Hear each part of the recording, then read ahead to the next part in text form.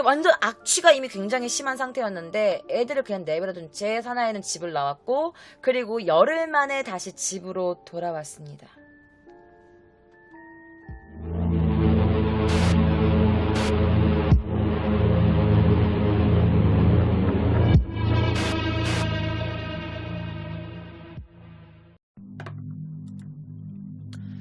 자, 당시의 사건 현장입니다. 경찰들이 와 있고요. 그리고 이제 보면은 베란다에 쓰레기가 엄청 어마어마해. 그리고 보시면 여러분 문을 저렇게 테이프로 다 막아놨어. 애들이 못 나오게끔 하려고. 다 막아놓은 거야. 그녀는 편의점에 갑니다. 그리고 뭐 사과 주스, 뭐 오렌지 주스, 뭐 주스랑 뭐 스시 같은 거 사오고 뭐 주먹밥, 오니기리 같은 거, 뭐 빵 몇 개를 이렇게 사. 그리고 방에 던져버려요. 그리고 아이들을 거실에다 넣고 문 바깥쪽을 이렇게 접착 테이프로 붙입니다. 그리고 물이 있는 쪽에 갈 수 없게 다 막아놨대. 집 안을. 거실에 놓고 다 방문도 잠가놓고 다 막아놓은 거야. 애들이 못 나오게. 자, 근처에 피자 체인점 남성 점원에 따르면 당시 2월 달에 시모무라가 집에 피자 한 판이랑 그리고 너겟 5개가 들어있는 거 그리고 오렌지 주스 1개를 2번 정도 배달시켰다고 해. 그러니까 애들한테 그렇게 던져주고 자기는 나오는 거지. 에어컨은 당시 꺼져 있었어. 6월 7월이면 여러분들 이번 7월 제가 제 방송 보신 분들은 알겠지만 제가 엄청 더워하는 걸 여러분들 느끼셨을 거예요. 저 지금도 땀이 나요. 에어컨을 켰는데. 그러니까 일본이 조금 많이 덥고 습해. 이번에 여름 되게 폭염이었잖아. 그러니까 일본은 한국에 거의 못해도 한 1.5배 더 찝찝하고 덥다고 생각하시면 돼요. 그런데 그 집에 겨우 1살 된 아들이랑 3살 된 딸을 놓고 나온 거지. 에어컨도 안 틀어주고. 일본은 여러분 에어컨이 없으면 못 살아요. 못 살아. 겨울에는 추워서 우리 일본은 온돌이 아니잖아. 온돌이 없단 말이야. 공사를 하지 않는 이상. 그러니까 무조건 에어컨이 있어야 돼. 여름에는 에어컨 틀어야 되고 겨울에는 히터를 틀어야 돼. 근데 이것도 아예 못 잠그게 못 쓰게 해놓은 거야. 애들이니까 뭘 어떻게 하는지 뭐 알았겠어? 그러다가 아이들은 엄마가 물도 못 먹게 다 방문까지 잠가버리고 해가지고 결국 탈수가 옵니다. 그리고 결국 6월 하순에 폭염과 굶주림 그리고 탈수 증상으로 사망하게 된 거죠. 그럼에도 불구하고 그녀는 인터넷에다가 자신이 친구들과 놀고 있는 사진 그리고 자신의 새로운 남자친구 C를 향한 자신의 사랑에 대한 마음 우리 자기가 나한테 너무 나를 막 사랑해주고 예뻐해주고 왜 이제서야 만났을까 막 요딴 글 올렸겠지. 인터넷에다가 자기 아이들은 죽어가는데 이미 죽은 거 확인하고 난 뒤에도 인터넷에 그런 글을 쓴 거야. 자, 그녀의 게시물에 친구들이 이제 야 애들은 잘 지내냐? 라고 물음이 있었는데 뻔뻔스럽게 인연이 죄송해요. 제가 욕을 좀 거치는 언변이 있어도 좀 이해해 주세요 여러분. 거기에 댓글을 뭐라고 남겼냐면 잘 지내고 있어. 그런데 스토커 때문에 밤에는 뿔뿔이 흩어 지내고 있어. 나 때문에 아이들이 위험에 처하면 안 되니까 라면서 이런 댓글을 남겼대요. 이미 아이들은 죽었는데. 이 시기가 6월에서 7월이야. 자, 이 시기에 그녀와 같이 어울려 놀았던 그녀의 친구들이 뭐라고 했냐면 그녀는 굉장히 비정상적으로 텐션이 높았대. 항상 이렇게 야! 잘 지냈어? 야 마셔 막 이러면서 약간 텐션이 굉장히 높았고 그리고 그녀가 술집에서 일했잖아. 술집 옆자리 손님 그러니까 자신의 손님이 앞에 그 테이블에 있는데 괜히 옆자리 손님한테까지 오빠 언제 왔어요? 나도 그거 좋아하는데 오빠 그거 좋아해요? 막 라면서 괜히 옆 테이블 손님들한테 말을 걸고 아니면 친구들이랑 놀 때도 그냥 친구들끼리 놀면 되는데 이상한 다른 테이블 가가지고 나랑 같이 한잔 할래요? 막 이러면서 모르는 사람한테 막 말 시키고 그리고 막 아침까지 지침 없이 놀고 그러고 나다가 친구가 나 이제 집에 갈래 피곤해 라고 하면은 갑자기 막 완전 듣다 그러니까 친구가 집에 갈래 그러면 가게? 왜 벌써 가지마 막 이러면서 텐션이 굉장히 높았다가 친구가 집에 간다 그러면 굉장히 또 시무룩해지고 굉장히 정신적으로 약간 조금 불안정해 보였대.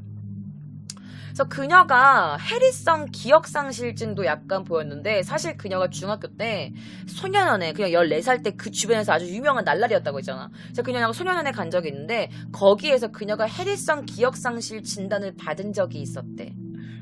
그러니까 그녀가 아이들이 죽었는데도 불구하고 방치하고 막 친구들이랑 놀고 아무렇지도 않게 생활했던 건 아마 그녀가 아이들이 죽은 거는 알고 있었는데 어렴풋이 인식은 하고 있지만 그거를 아니야 이건 진짜가 아닐 거야 아니야 라면서 그것을 잊기 위해서 굉장히 막 이렇게 불안정한 감정 기복이 있었을 거고 그리고 그런 약간 얘가 좀 너무 이상하다라는 것을 그때 당시에 어울려 놀았던 친구들도 조금 느끼고 있었대.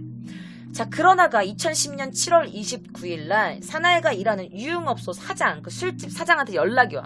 뭐라고 했냐면 아파트 관리인으로부터 연락이 온 거야. 사나의 방에서 악취가 난다는 그 주변의 주민들의 불만 전화가 너무 많이 오니까 내가 이거 집 안에 좀 확인해야겠다라는 연락이 왔대. 그러니까 사나이가 그 전화를 받은 거야. 그 사장이 야 니네 집에서 냄새 난다고 관리한테 전화 왔어. 지금 집에 들어간다 그러는데 어떡할까? 라고 했더니 사나이가 이렇게 한 거야. 아니 사장님 일단 내 방이 너무 쓰레기투성이에요. 내가 집 정리할 때까지 일단은 조금 기다려달라고 말 좀 해주면 안 돼요? 제가 지금 금방 가서 청소해놓고 기다리고 있을게요 라고 하면서 그냥 관리인이랑 그 사장이랑 전화를 끊자마자 택시를 타고 집으로 갑니다. 자, 맨션에 도착한 그녀는요 바로 집으로 못 가. 사실 왠지 알아? 애들이 죽어있으니까 냄새가 얼마나 심했겠어. 현관문 밖에서도 냄새가 나니까. 그리고 이제 그 남자 그 미용실 점장 B씨의 집으로 갑니다. 자, B씨의 집에서 그녀는요 자신의 친구한테 연락을 해. 그 남자 새로운 남자친구 C 뭐라고 했냐면 자기야 어떡해 나 도쿄에서 친구가 죽었어. 왜 이런 행동을 했는지는 몰라. 그리고 자신의 친구가 죽었다고 자신 남자친구한테 문자를 보내요. 그리고 7시쯤 그녀의 남자친구 C씨에게 전화가 오고 사나이는 같은 말을 해. 도쿄에 내 친구가 죽었어. 나 어떡해 자기야 어떡해 라면서 계속 같은 말을 하면서 울었고 8시쯤에 B씨가 다시 자신의 집으로 돌아옵니다. 그때도 사나이는요 그 돌아온 B씨 남자한테 자신의 친구가 죽어서 너무 슬프다고 말하면서 막 울다가 갑자기 방으로 나갔대.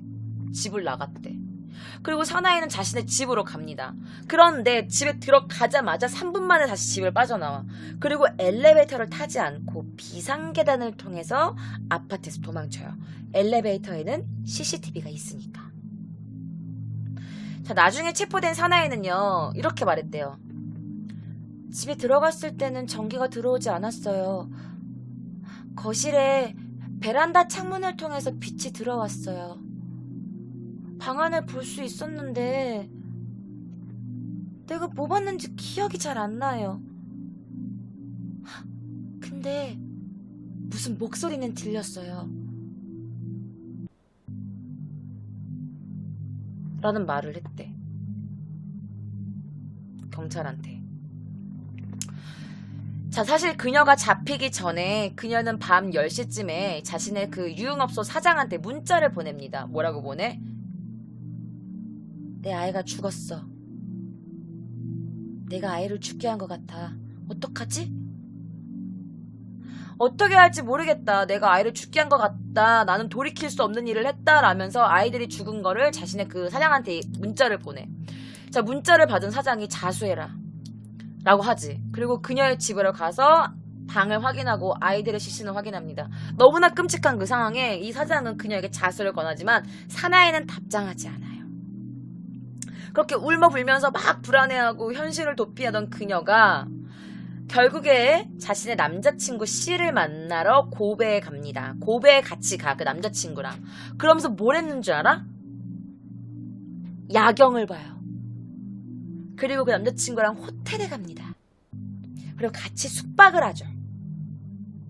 자신의 아이가 죽었다고 했는데 나 어떡해 막 이러면서 내 친구가 죽었어. 사장님 제가 애를 죽게 한 것 같아요. 나 어떡하죠? 그 남자친구를 만나러 갔는데 자기야 야경 너무 예쁘다. 자기 사랑해. 라면서 호텔에 간 거야. 그러니까 도라이지 도라이. 당시의 현장 사진을 제가 조금 다시 좀 보여드릴게요.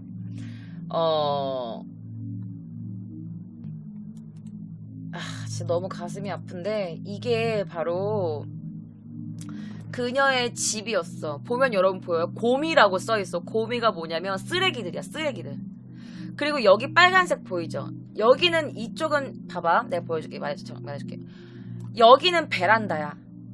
그리고 여기 거실로 나오는 문들 있죠? 화장실에 있는데 뭐 이런 데는 다 문을 잠궈버려. 현관문 있는데 부엌 문을 잠가버렸으니까 애들이 밖에 나올 수도 없고 물을 먹을 수도 없고 화장실을 갈 수도 없어. 그리고 다 이 쓰레기 더미 안에서 이 곰이라고 써있는데 이 쓰레기 더미 안에서 여기 첫째 딸 사쿠라코와 카이라쿤이 이렇게 죽어 있었던 거야. 이게 당시 그녀의 방 안 모습입니다. 자, 그녀에게 문자를 받은 7월 30일 사장이 그녀의 자수를 설득했지만 그녀는 연락을 하지 않았고 그래서 결국 7월 30일 그 유흥업소 사장이 경찰에 신고합니다. 그리고 경찰들이 출동하죠. 그리고 아이들의 시신을 확인합니다. 아이들의 시신은요 이미 부패가 되어 있었어. 그리고 거의 이제 뼈가 보일 정도였대. 백골화가 진행되어 있었대. 그러니까 많이 썩은 거였죠. 왜냐면 너무 더운 여름날이었으니까. 그리고 일부는 미라화가 돼 있었대. 애들이 어디는 다 썩어 문드러졌고 여기는 뼈가 보이고 어때도 좀 미라같이 이렇게 뭔가 몸이 굳어 있었대. 부검 결과 했는데 이 아이들이 죽은 지 한 달에서 2달 정도가 이미 지난 상태였대요. 그런데 너무 놀라운 게 아이들의 위나 장에는요 음식이 조금도 없었대. 음식이 남아있지 않았대. 적어도 며칠 동안 아무것도 먹지도 마시지도 않고 그대로 굶어 죽었을 가능성이 높대요. 그러니까 굶어 죽었대 그냥 그렇게. 시신 발견했을 때 두 아이는요 방 가운데 알몸으로 바닥에 쓰러져 있었다고 합니다. 아마도 너무 더운데 어떻게 애들이 뭐 할 줄 모르니까 옷을 벗었어야 했었고 뭔가 돌아다녔는데 먹을 거를 막 찾아다니는 흔적 같은 것도 보였대. 근데 결국 아무것도 없으니까 굶어 죽은 거야. 물도 못 먹고 탈수 증상으로. 자, 30일 자신의 남자친구 C씨와 헤어진 사나이는요, 정오가 지나서 경찰에 걸려온 전화를 받습니다. 그리고 경찰이 일로 자수하시죠. 라고 해서 그녀는요, 알겠어요. 그럼 일로 갈게요. 라고 해서 약속 장소를 정하고, 오후 1시 25분에 만나기로 했던 그 장소, 편의점 앞에 나타났고, 한 달여 만인 7월 30일, 시모무라 사나의 용의자는 아동학대 유기 혐의로 체포됩니다. 자, 이 사진은요, 그녀가 체포되었을 당시에 찍혔던 사진들을 제가 모아서 가지고 온 사진과 영상입니다. 자, 일단 그녀가 이렇게 어떤 굉장히 복잡한 것들이 있는데 제가 짧게 좀 간단하게 설명을 해드릴게요. 일단 3월 30일 날 아파트 주민으로부터 익명의 전화가 옵니다. 오사카시 어린이 상담센터에 학대 한라인에 통보를 내요. 어떤 익명의 여성으로부터. 그리고 3월 31일 날 그 다음날 오사카시 어린이 상담센터 직원이 직접 이 사나의 집을 방문합니다. 하지만 그 누구도 만날 수 없었어요. 그리고 4월 1일 어린이 상담센터 직원이 또 방문합니다. 그런데 또 못 만났어. 그리고 4월 2일 또 방문했으나 또 만나지 못했어. 4월 5일 아파트 관리회사에 전화를 합니다. 그리고 주민세대 구성 등도 확인을 했지만 제대로 확인을 하지 않았어. 자, 그리고 5월 8일 다시 어떤 익명의 주민으로부터 어린이 상담센터에 신고 전화가 옵니다. 그리고 그 다음 날인 5월 9일 오사카시 어린이 상담센터 직원이 또다시 이 집에 방문합니다.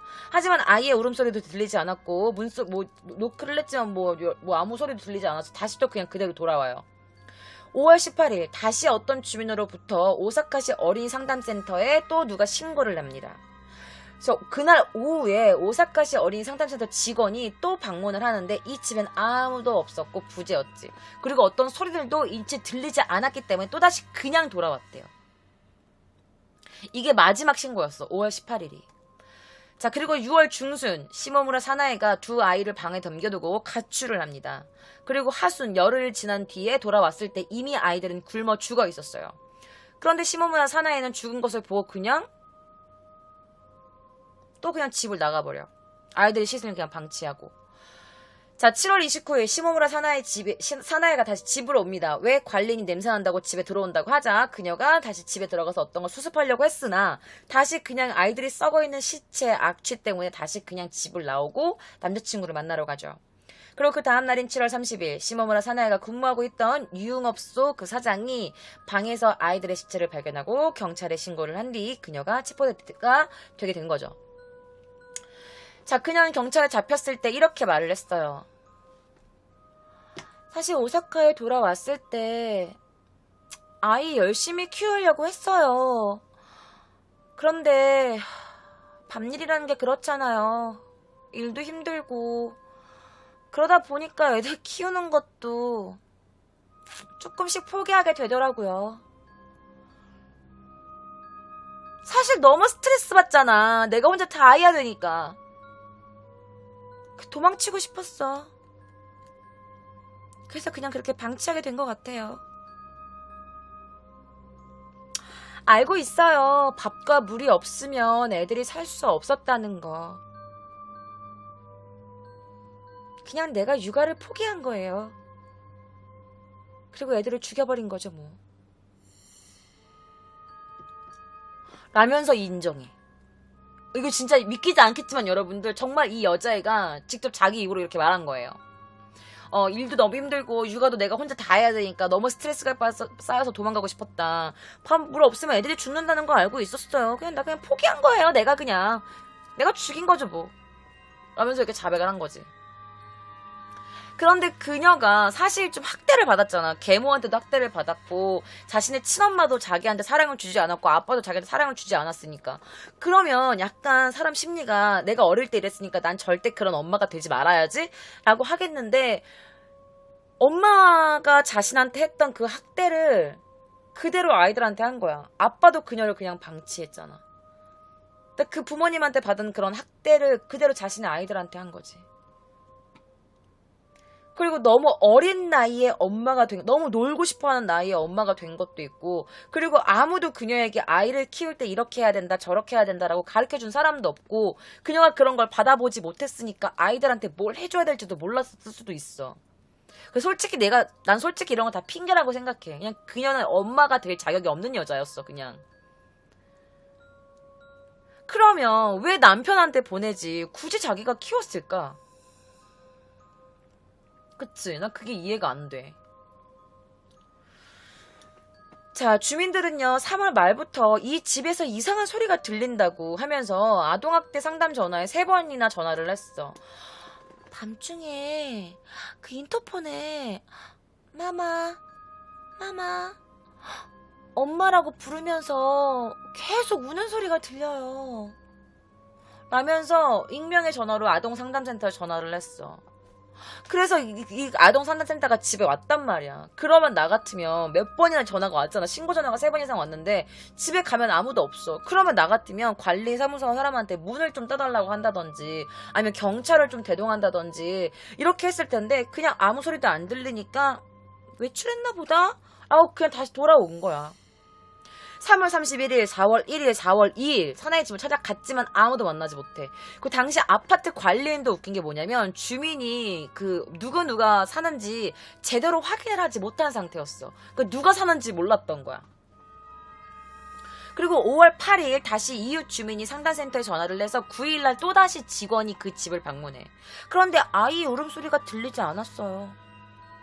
그리고 5월 18일날 또다시 신고가 오고 또 그날 오후에 이 집을 방문하지만 또 아이 울음소리가 들리지 않았다는 이유만으로 그리고 집주인을 만날 수 없었다는 이유만으로 그냥 다시 돌아갑니다. 그러니까 나는 무슨 생각하냐면 그냥 형식적인 거야. 그냥 신고 왔으니까 그냥 한번 가줄게. 그냥 이랬던 것 같아.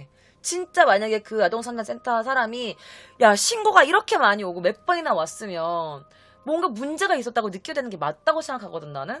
그럼 뭐 전화를 하던지 이 집주인 전화번호 어떻게 되냐고 뭐 알아서 엄마랑 통화를 한다든지 뭔가 확인을 했어야 되는데 그냥 가. 주인 없는데 뭐 어쩌라고 막 이런 거였겠지. 진짜 짜증나 말하면서. 자, 그래서 시 측이 이런 식으로 집을 4번이나 5번 정도 방문을 했는데 아무것도 하지 않았고 4월 5일날 아파트 관리회사에다가 전화를 했는데 사실 이게 빌린 집 누가 이게 집을 산 게 아니고 빌린 상태야. 나도 지금 이 집을 빌린 상태잖아. 그래서 현재 누가 사는지 알 수가 없다 뭐 이런 대충 이런 말밖에 못 들었다는 거야. 그리고 지금 다시 방문했는데 아무 소리가 들리지 않았어요. 죄송해요. 막 이렇게 말했대. 죄송해요. 이 지랄하면 뭐해. 애님이 죽었는데. 이 사람들이 이 아동상담센터 사람들이 조금만 더 열심히 자신의 본분을 다했다면 이 아이들은 살 수 있었어. 이 사람들이 집에 왔을 때 애들은 그 안에서 배고파요. 더워서 옷 벗고 있고 목말라요. 이러면서 죽어가고 있었던 거야. 조금만 더 관심을 보였으면 이 아이들은 살 수 있었는데 내가 그게 너무 속상해요. 여러분 미안해요. 자꾸 똑같은 말 반복해서 죄송해요. 미안 솔파. 너무 속상해서 그래요. 사실 일본 법상 행정당국이 이제 판사의 명령장을 받아서 집에 들어갈 수 있어. 내가 이거를 뭔가 이렇게 영장을 발부받거나 그래서 집을 들어갈 수 있는데 혹은 집주인의 이름이나 아이들의 이름을 알아야 하는데 이름이고 뭐고 아무것도 알 수가 없는 상태였던 거야. 그러니까 그 이상 함부로 무슨 어떤 조치를 할 수 있는 거에 좀 겁을 먹었던 거지. 자, 3월에 방문했을 때 아이의 울음소리가 들리지 않았을까? 과연? 인터폰으로 맨날 애들이 운다는데 조금만 더 이렇게 귀 대고 들었으면 애들이 바스켓 구다사이 살려주세요. 여기 있어요. 라는 목소리가 분명 들렸을 텐데 일본이 방음이 얼마나 안 되는데 이 사람 마음이 문제였던 거야. 그리고 야 아동상담센터야. 아동상담센터 직원이야. 그런데 직원이 그런 뭔가에 그런 촉이 없었을까? 분명 이 집은 문제가 있다라는 걸 이 사람도 분명 알고 있었겠지만 그 이상 자기가 그 이상의 무언가를 하기가 조금 꺼려졌던 것 같아.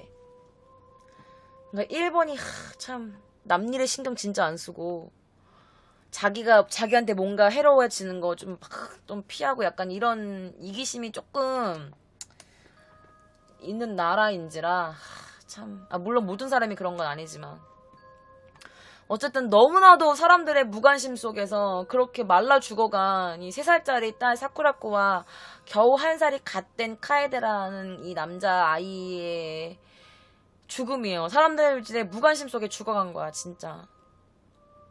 너무 가슴이 아파요. 그럼 여러분들이 궁금해하실 거예요. 그럼 아빠는 뭐 했는데요? 아빠요.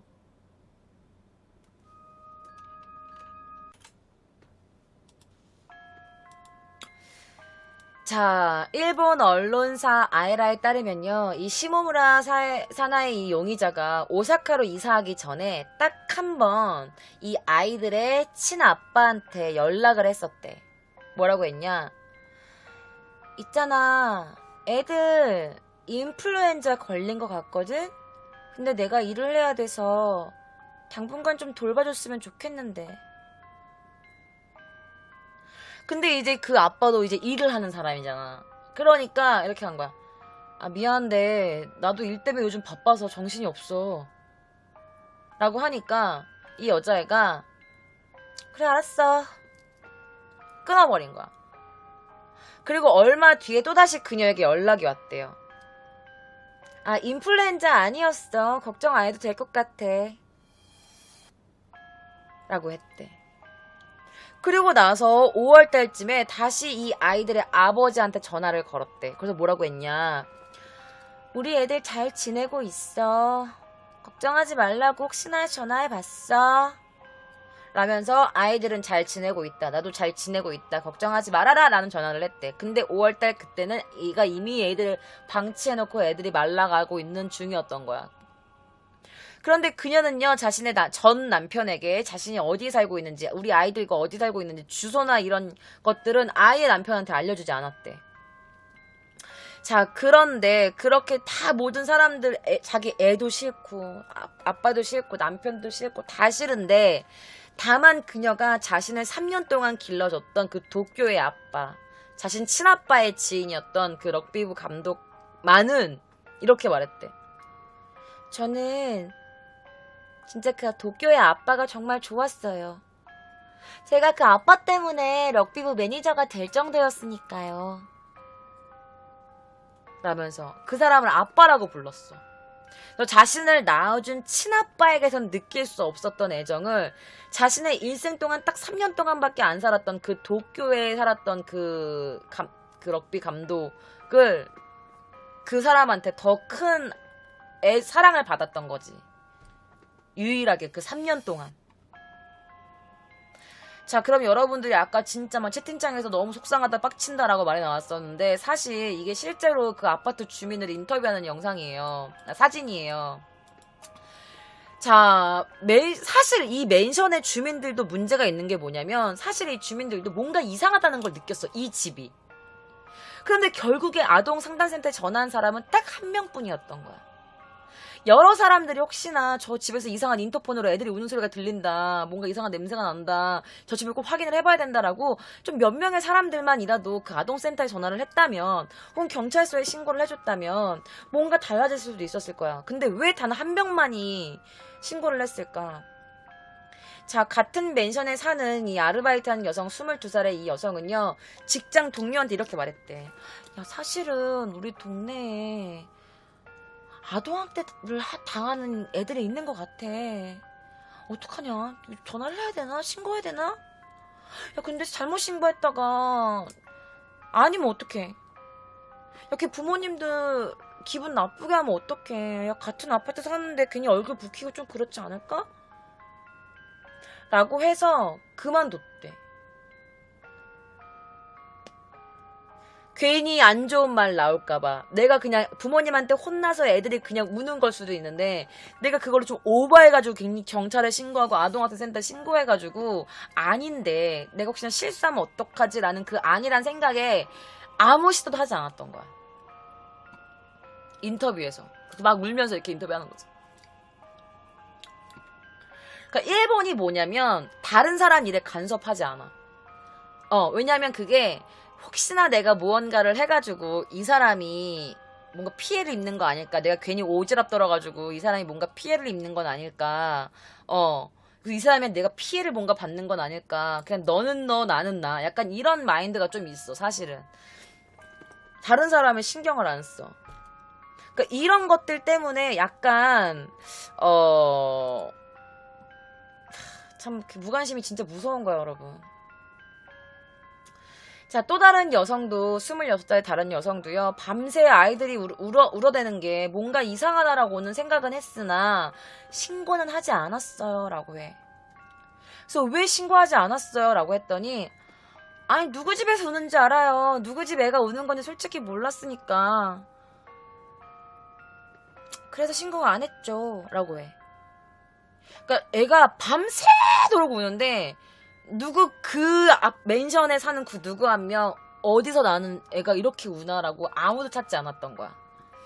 자, 시모무라가 사는 맨션은 사실 원룸이었어. 그러니까 그러니까 혼자 살 수 있는 약간 혼자 살기 편한 그런 원룸이다 보니까 젊은 입주자가 많았대. 그리고 이제 이사가 굉장히 많이 왔다 갔다 사람들이 왔다 갔다 하기 때문에 이웃 간의 교류가 거의 없었대요. 솔직히 지금 제 방송을 보시는 여러분들도 이웃 주민들과 그렇게 연락 많이 안 하잖아. 사실 누가 사는지도 잘 모르고.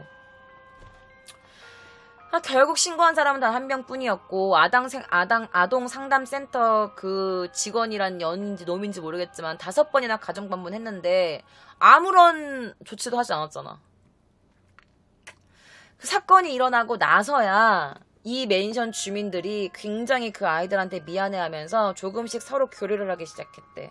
그런데 이미 이 아이들, 이 천사들은 이미 죽은 상태였고 그 맨션 앞에 이제서야 주민들이 어떻게 하는지 알아? 그 맨션 앞에다가 애들이 얼마나 목이 말랐을까, 얼마나 배가 고팠을까라면서 이런 물통 같은 거를 이렇게 막 놨대. 자, 시모무라 사나의 용의자는요 5개월 동안 정신감정을 받아요. 그런데 검진 결과가 뭐가 나왔냐? 그녀가 다중인격인가? 사이코패스인가? 아니면 뭔가 인격장애가 있나라고 생각했지만 그런 건 없다라고 나와. 자, 그로 인해서 살인죄로 기소가 되고 재판에 들어가게 됩니다. 그런데 이 재판에서 그녀가 뭐라 그랬는지 알아? 여러분 완전 소름 끼칠 거예요. 자, 피고인 질문을 했을 때 시모무라가 이미 사망한 자신의 2 아이에게 이렇게 말했대요. 엄마는 지금도 너희들을 너무 사랑해. 이런 엄마지만 그래도 천국에서 엄마를 꼭 지켜봐줘. 천국에 먼저 간 너희들을 엄마는 잊지 못할 거야. 그러니까 그냥 편히 잠들길 바래. 이지랄. 항상 엄마가 너를 마음속으로 지켜보고 있을 거야. 이러면서. 와, 저게 사람인가? 와, 썩을 미쳤다. 우와, 씨. 지금 채팅창에 난리났어. 진짜 미쳤죠. 이렇게 말할 때 그 법정에서, 재판에서. 그래서 변호사는 그녀를 어떻게 변호했냐. 피고인에게는 어린 시절에 학대받은 트라우마가 있습니다. 그녀는 자신이 곤란해지거나 위험에 처하면 자동적으로 의식이 날아가 버리는 그런 병이 있습니다. 그래서 아이들의 죽음을 봤지만 그녀는 기억하지 못하게 된 거죠. 라고 말해. 그러니까 아까 말했잖아. 그녀가 중학교 때 무슨 소년원에 갔을 때 해리성 그 기억상실증 뭐 그런 거 알았다고 했잖아. 그러니까 변호사가 이거를 가지고 그녀를 변호한 거야. 그녀가 약간 뭔가 당황하거나 뭔가 자신이 위험에 빠지거나 그러면은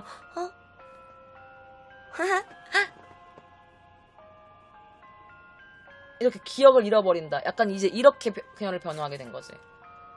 사실 이런 아이들을 학대하고 방치한 이 아이들이 굶어 죽게 되는 이런 아사 사건에서는 보호 책임자가 유기치사죄가 적용되는 케이스가 되게 많아서 사실 이게 살인죄냐 아니면은 그냥 뭔가 이런 게 굉장히 그게 초점이 된대. 살이가 있었냐 없었냐, 애들을 정말 죽이려고 한 거냐 아니냐, 이게 굉장히 중심적으로 초점이 된다고 해요. 사실 이 검찰은요, 이 그녀에게 무기징역을 원했어. 그런데 그녀에게 내려진 벌은 30년이었습니다. 오사카 지방법원은 그녀에게 30년형을 선고합니다. 난 솔직히 진짜 부족하다고 생각해. 사실 진짜. 두 아이의 유골은요, 전 남편이 물려받았다고 해요. 전 남편에게 갔다고 해요. 아이들의 유골은. 그럼 뭐해?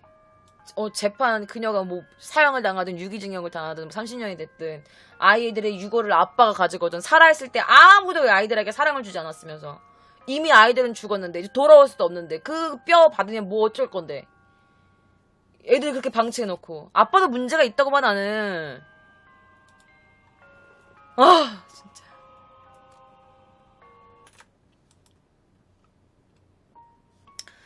자, 이 사진은요, 그 맨션 앞에서 물들 굉장히 많잖아. 과자들, 물, 이런 것들, 이런 다른 동네 주민들이 너무 미안해하면서, 아이들에게 사죄하면서 추모하는 모습이에요.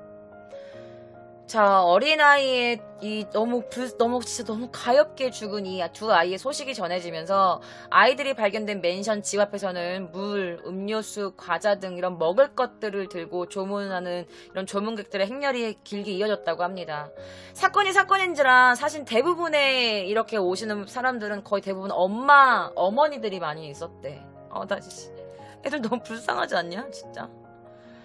사건 이후 해당 맨션 주민들은요, 정기적인 모임을 가졌대. 이 맨션의 주민들이 이 사건을 이렇게 되고 나서야. 그럼 다시는 이런 비극이 일어나지 않도록 서로 간에 무슨 대화도 나누고 의견도 교환하고 하면서 주민들 간에 서로 간의 교류가 활발해졌다고 합니다. 이 사건이 일어난 뒤 1년 뒤인 2011년 7월 30일 이 아이들을 위한 작은 추모 행사가 있었다고 합니다. 접골사, 그러니까 뼈 맞춰주는 접골사로 일하면서 친구와 함께 포크송 활동을 하고 있는 이 맨션의 주민 소토야마 다이스케라는 분은요, 시간이 흐르면, 이미 시간이 지나버리면 아무것도 할 수 없다라는 그런 후회라는 생각이 들었대. 후회라는 감정, 이런 게 너무 들었대. 그러면서 아이들에게 미안한 마음을 담아 추모곡을 만들기도 했다고 합니다. 또한 이 사건 이후로 정기적인 교류회 등을 가지면서 이웃들 간에 서로 인사도 하고, 내 앞에 누가 사는구나, 내 윗집에 내 아랫집에 누가 사는구나 라면서 서로 얼굴을 알고 친하게 되었는데, 모든 주민들이 그 천사 같은 두 명의 아이들이 이런 인연을 만들어준 것 같다, 이런 계기를 만들어준 것 같다 라고 말한 이 다이스케라는 분은요, 키세끼라는 제목의 곡을 만들었어. 키세끼가 한국말로 번역하면 기적이란 뜻이야. 기적. 그래서 기적이라는 제목의 곡을 만들어서 오사카의 한 라이브 바에서 아이들을 추모하는 연주회를 가지기도 했다고 합니다. 사실은 저도 그래요. 우리 옆집에 누가 사는지 몰라. 그러니까 외국인 사는 건 알고 있는데 참 모르겠어. 그러니까 나도 우리 윗집에 아랫집에 누가 사는지, 우리 옆집에 누가 사는지 저도 몰라서, 저도 여러분들께 뭐 이렇게 좀 그래도 좀 옆집에라도 마주치면 인사라도 해야 되는 거 아닌가 이렇게 말을 못해요. 근데 사실은 일본 사람들은 의외로 이렇게 주민들 만나면 뭐 콘방와 콘니치와 만나면 인사는 해. 난 되게 인사성이 밝아. 그래서 만나면 오하고자이마스 콘니치와라고 인사는 하긴 하거든. 근데 우리들도 약간 진짜 요즘 현대사회가 너무 각박하잖아요, 사실 여러분. 다른 사람한테 관심도 없고 나 살기도 바쁜데 내가 다른 사람 신경 쓸 여력이 어딨냐라면서 우리조차도. 그런데 사실 이 사건으로 나 말고도 다른 사람에게 관심을 조금 가져보는 것도 나쁘지 않다고 생각해요. 혹은 주변에서 아이의 울음소리가 너무 길게 멈추지 않는다든지, 아니면 뭐 길 가다가 누가 맞고 있다거나 누가 괴롭힘 당하고 있다거나 무서우니까 그냥 도망가는 분들도 있는데, 자기가 어떻게 할 수 없으면 경찰서에 신고라도 해주거나 조금 다른 사람들을 위해서 뭔가 행동하는 행동력도 조금 필요한 시대이지 않나 싶습니다. 저 개인적으로 이 두 천사 아이가 부디 천국에서는 배고픔 없이 행복하게 걱정 없이 살았으면 좋겠어요. 다시 한번 이렇게, 그러니까 목말라 죽는 게 얼마나 괴로운지 알아요, 여러분? 진짜 목말라 죽는 게 너무 괴롭잖아. 우리 운동 조금 하고 나서 목마르면 막 죽을 것 같은데 이 아이들은 그렇게 천천히 죽어간 거야. 정말 그 배고파서 죽은 귀신은 죽어도 배가 고프다는데, 그 아이들만은 꼭 진짜 배부르게 천국에서 행복하게 지냈으면 좋겠습니다. 다시 한번 이 아이들의 명복을 빌어봐요. 자, 오늘 이렇게 해서 도쿄 K장의 기묘한 이야기는 끝입니다.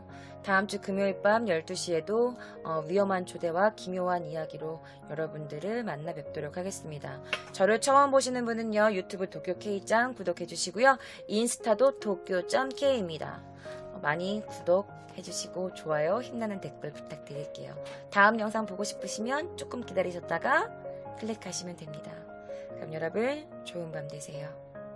감사합니다.